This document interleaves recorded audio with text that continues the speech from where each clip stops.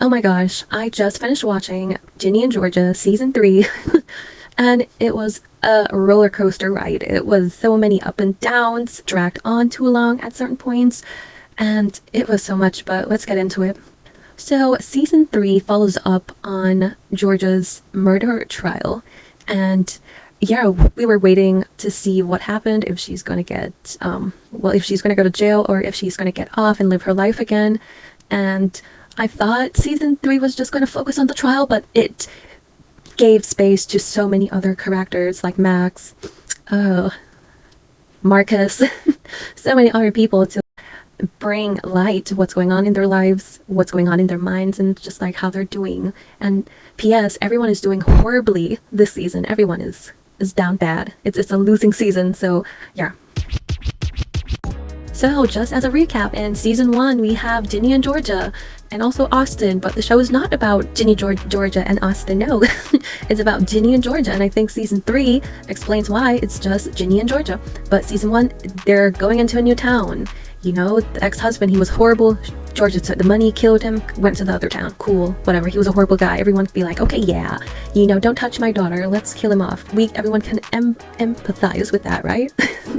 But now, you go on to season 2. You have Georgia trying to be the it girl, the ultimate white girl fantasy, the mayor's wife. She has it all. She's the brains and the beauty and the man and the riches. She has it all without the education, which, you know, whatever. And you have Ginny fitting in more with the friends. She's doing amazing somewhat. You know, Zion came back into the picture, which is Georgia's father, and he's amazing to look at. But you know, he backs out of the fight for Georgia's heart and gives it to the mayor, because yeah, that makes more sense. And Zion just gets a place near Ginny so he can parent for the first time in his life, which I don't know why, but he decides to do it. Kudos to him, because she's going to need him for season 3. So yeah, Georgia has a streak of helping people, I would say. Helping them a little bit too much. So Georgia ends up killing this guy that was in suffering, I suppose, but to be honest, because of the long breaks between season 2 and season 3, I forgot that she killed someone. I thought she was arrested because of the first guy she married and she poisoned. I thought that's why they arrested her. But anywho's, yeah, she kills someone to help the family, which is still wrong. And we get to, and it's a cliffhanger. She's getting married to the mayor, and the police come in and they take her. So entering season 3, everyone wants to know what's happening and did she do it. So we start off season 3 strong with the Georgia being amazing, being who she is, acting very prepared for the situation, and ended up fighting for herself to get herself home on bail. The judge approved her, and the opposition was fighting so hard. They were like, she moves from town to town, she's dangerous, don't let her go. But Georgia's like, no, I'm a good housewife, I gotta feed the children need me. Georgia was like, yeah, Georgia, she just had to do the Georgia charm to get the judge to send her home, and they did. So she's at home in trial, and the first half of the series, it's so dragged out, it's boring. We see Georgia just at home doing laundry. Zion's mom is in the picture sometimes. She's helping with the laundry and she's helping with the this and that. And I'm like, I don't like Zion's mom too much. Like, she's fine, but I don't need her to be in the story. But she's there, and Georgia is spying on neighbors, and you can kind of see how she just has the inability to not help a situation. There's this guy that she ordered a shirt to for him to wear on a date, and it's like, girl, you're too involved, you're too much involved in this. And yeah, everyone's like a big happy family, but everyone goes out the door and they're dealing with their own demons. Ginny's dealing with the demons at school, same with Austin's dealing with a lot of isolation. No one wants to talk to him, right? Understandable. The mayor, he's the mayor, and he has a murderous wife at home, and there's so much fire, there's so many fires to put out.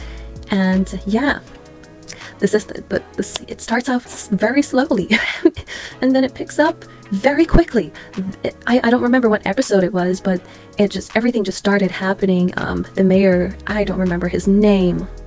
Yes, Mayor Paul Paul was like, I don't know. So it starts off in trial when the PI that was hired by her ex husband's ex-wife to follow her to prove that she poisoned him. He comes up, that PI comes up to say that Georgia, she's a serial killer. She has a history of bad behavior and she's not a normal woman. No, do not trust it.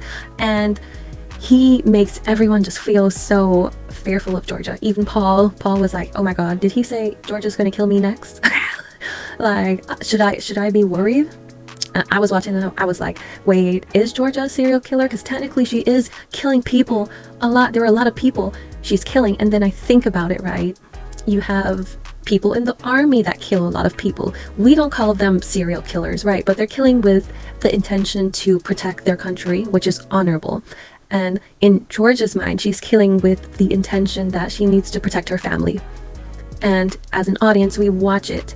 And sometimes that intention, even though the intention is good, it's not enough, because you cannot go around killing everyone that hurts you.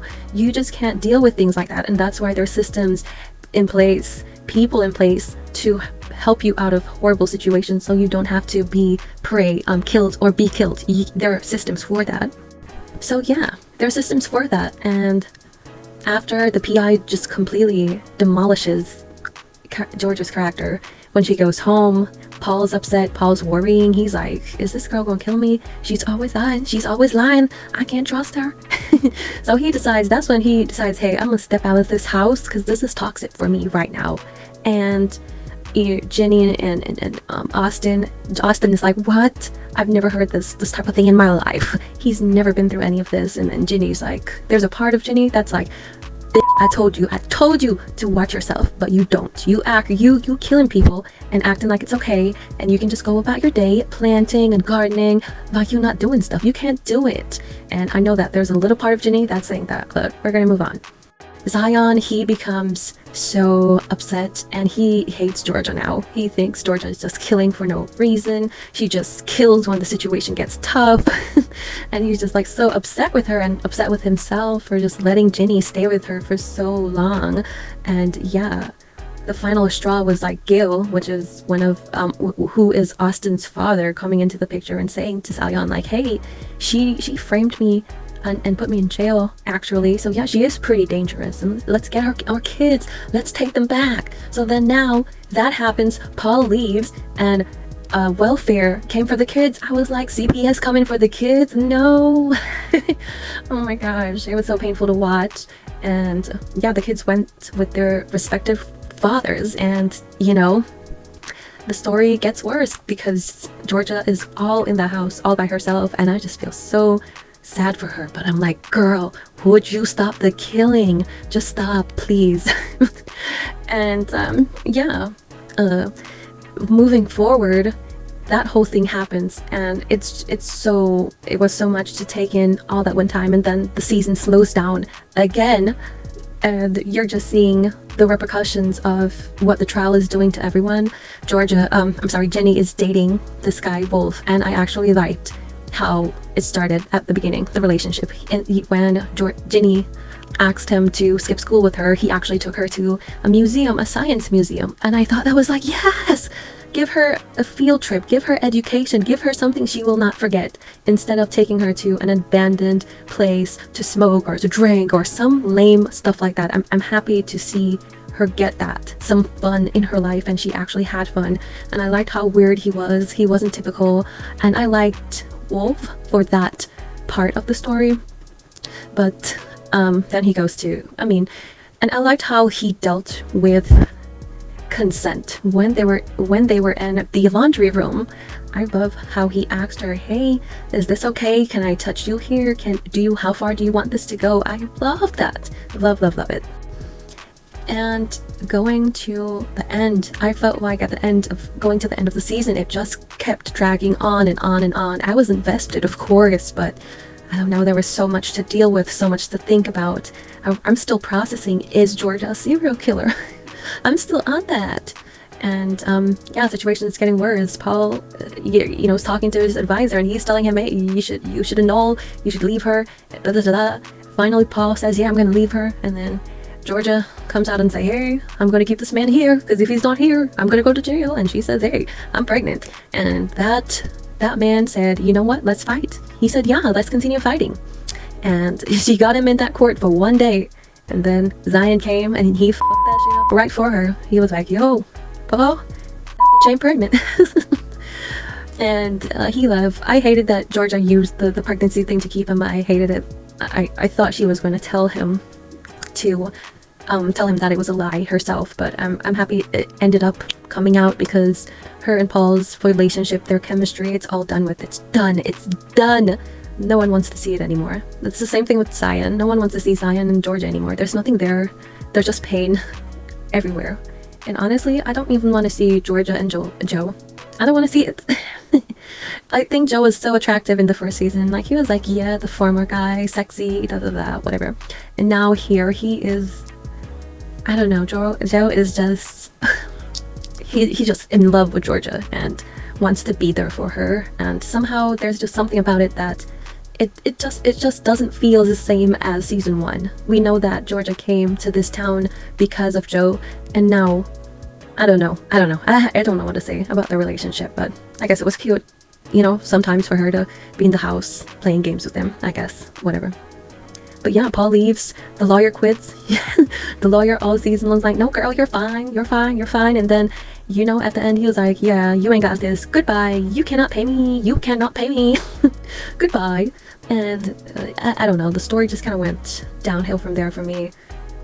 Ginny convinced Zion's girlfriend to defend her, and honestly, I was so bored with the girlfriend. I don't see it for her and Zion. She's so boring. And Zion without Georgia is a bit boring himself. I don't know.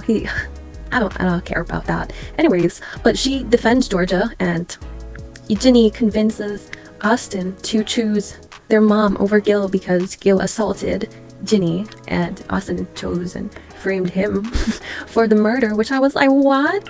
Who's gonna believe that? All of a sudden, the trial was like, no, the man killed himself, and then it's now, oh yeah, someone killed him. But it's not Georgia, it's not Cynthia, but it's Gill. It sounded like an episode of Murray.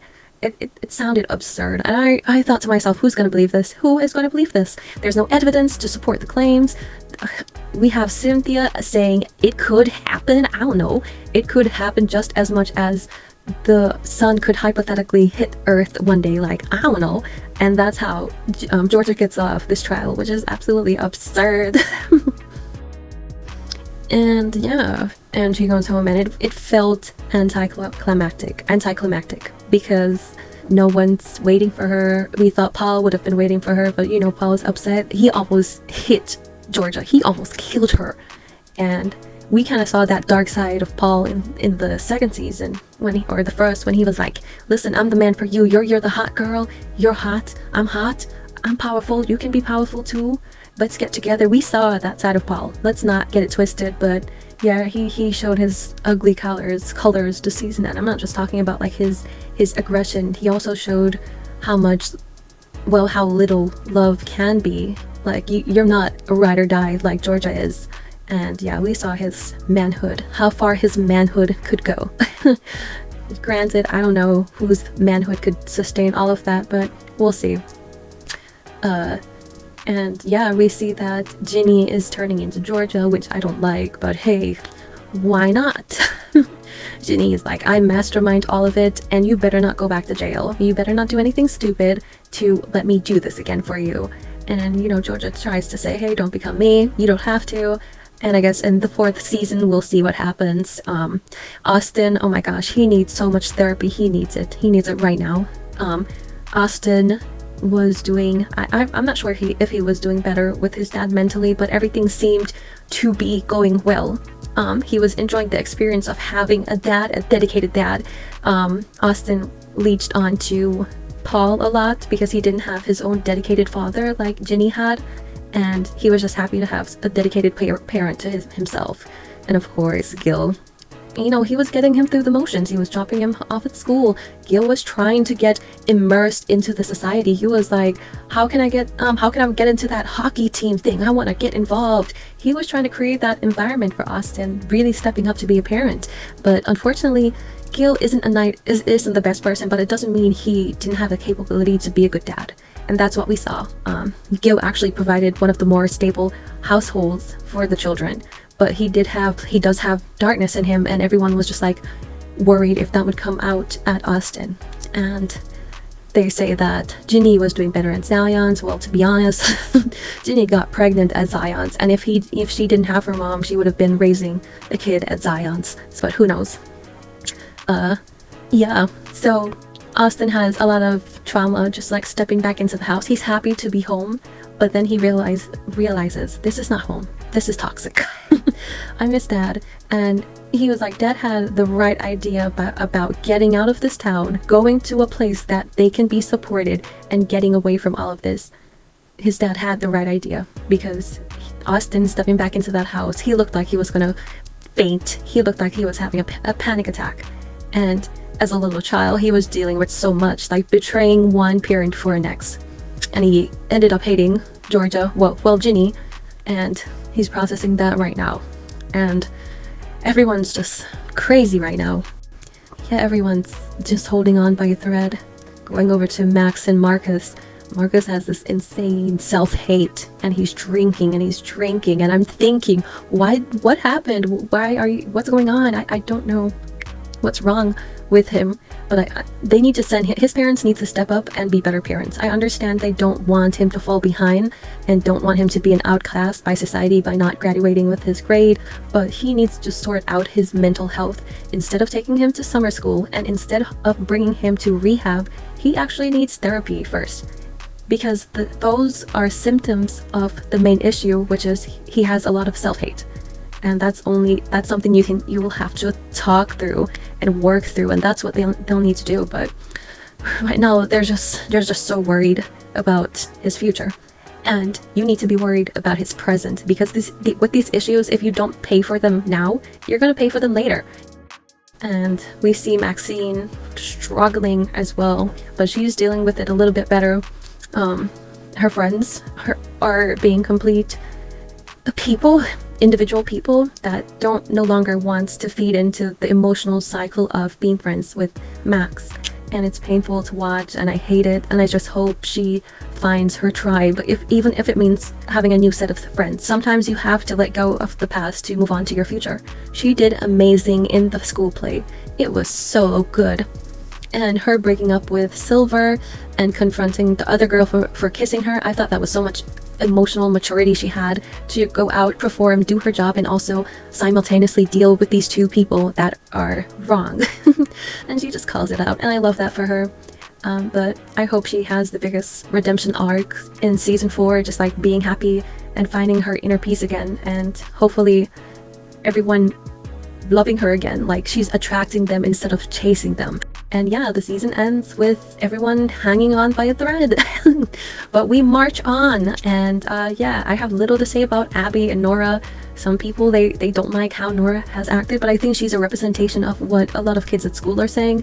So because Norah has been friends with the family for so long and has been in the situation babysitting and so on, she takes up the consciousness of that part of the society where it's like, no, you guys are strangers, and things started happening when you guys came into the picture, so I have a reason not to trust you. And she's just been used as a character device.